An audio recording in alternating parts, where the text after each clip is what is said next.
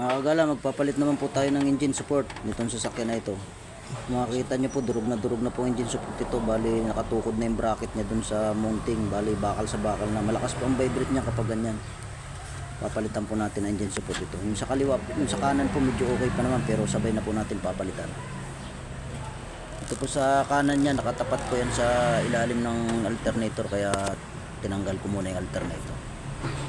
Yung nasa kaliwa, durog na po. Pag ganyan po, iaangat lang po natin ang makina niya, kakalasin, luluwagan nyo lang po yung mga bolt ng mga engine support, tatanggalin nyo, tsaka nyo po jajakan sa ilalim.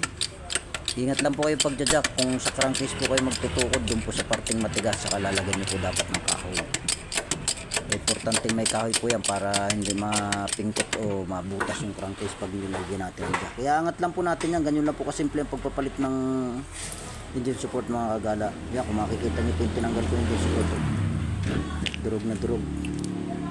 Kaya malakas po ang vibrate ng makina pag umaandar, nagkakalampagan po yan. Bibilan po natin ng bago.